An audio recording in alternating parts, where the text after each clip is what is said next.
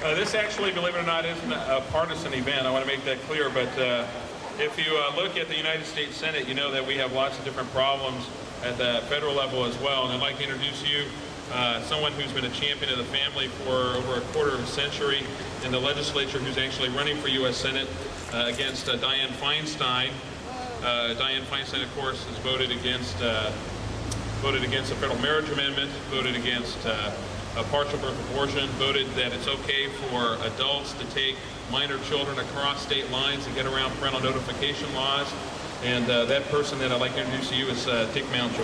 Yeah. Woo. He says keep it brief. Pretty hard on this subject, keep it brief, but I will. Let me tell you that you know where I come from. In my entire life, I was a very strong Christian, and I believe that Jesus Christ, my Lord and Savior. And I taught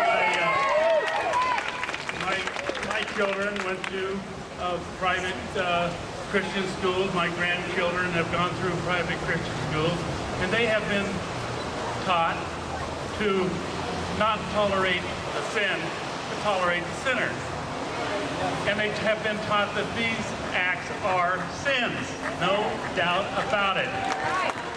To now inject this in our schools and for our public schools now, as they move from private Christian school into public schools, they are in fact inserting what they seem to be against, separation of church and state, which is not really true.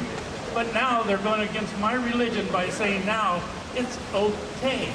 What does that do to my grandkids? They come home, they say, well, you know, Papa, you taught us the Christian way of life, but my school teacher says it's okay. Well, it's not okay. And it's not okay to inject this into our schools in any way, shape, or form. We should not ever legislate lifestyle. Lifestyle is not a minority status. It is not a minority status. And so to inject this into our schools is absolutely wrong. I'm glad you're here. I'm glad you've joined this rally, and I see a lot of good legislators. The runners are out here.